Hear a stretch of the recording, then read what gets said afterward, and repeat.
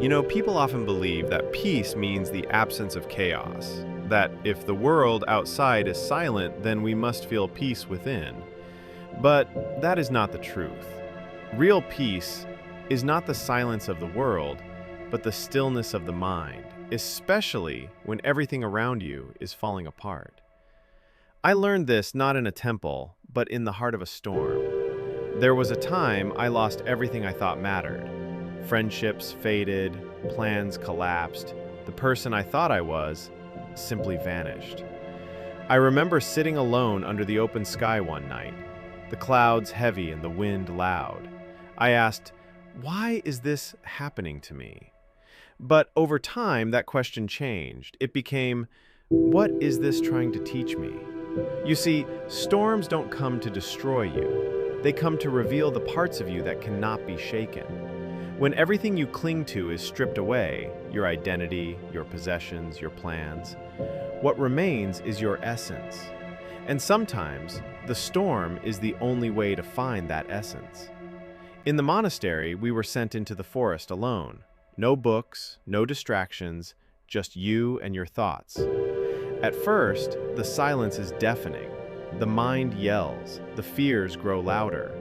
But if you sit long enough, something beautiful happens. The silence becomes a mirror, and in that reflection, you meet yourself. Storms do the same.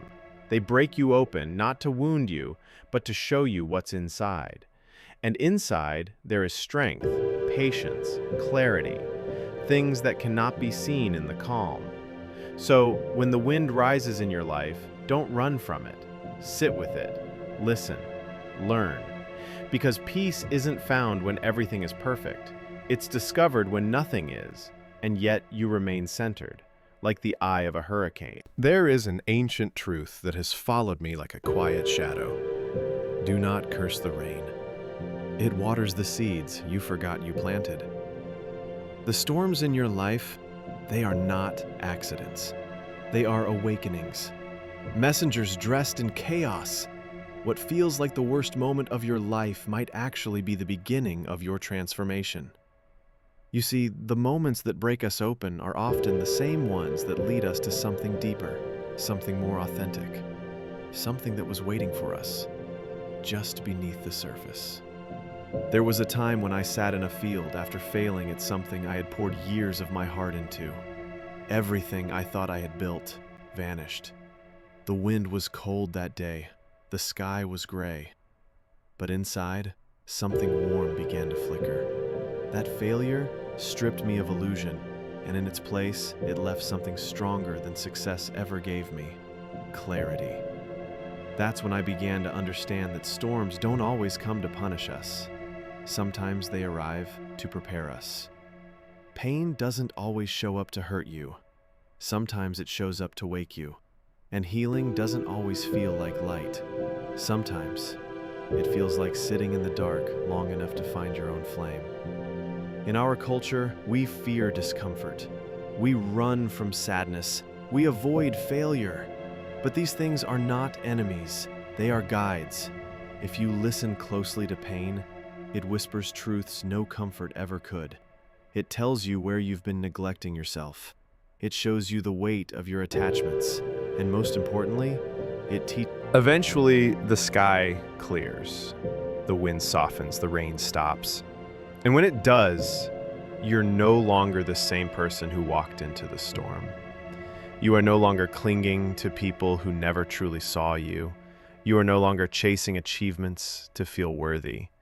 You are no longer afraid of your own emotions.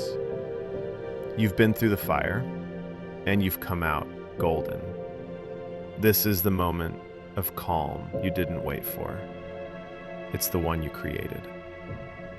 After the storm, there is silence, but this time it doesn't scare you. It invites you. The silence says, rest now. You've met your shadow and you did not run. And in that stillness, something begins to grow. Not quickly, not loudly, but deeply. You begin to choose differently. You slow down, you prioritize peace over pressure, you value presence over productivity. You realize that joy isn't something you find, it's something you return to once you stop running from yourself. This is when self-reflection becomes your friend, not your fear. You sit with your thoughts and feel safe. You welcome your past and feel grace. You look at your wounds and see wisdom, not weakness. You become the mountain beneath the storm. There's a story I once heard. A man asked a monk, "How do you stay so calm in a world that's always on fire?" The monk smiled and said, "I stopped trying to put out the fire. I built a home inside it." This is what the storm gives you, a new home inside yourself, one not built on approval, validation, or external success, but on self-knowledge, intention, and truth. And now you no longer wait for peace. You bring it in your breath, in your words, in your presence. And that is the most powerful transformation of all. You may still have storms ahead. Life does not promise clear skies. But now, when the clouds return, you'll know how to welcome them. You'll sit beneath the thunder and smile, not because you enjoy the pain, but because you understand the purpose. You've outgrown the fear. You've learned to stay still. You've become the eye of the storm. So now, take this version of yourself, protect it, nurture it, share it. Let your calm become someone else's reminder that storms don't last, but who you become in the storm does. You are not broken, you are breaking through. And this is just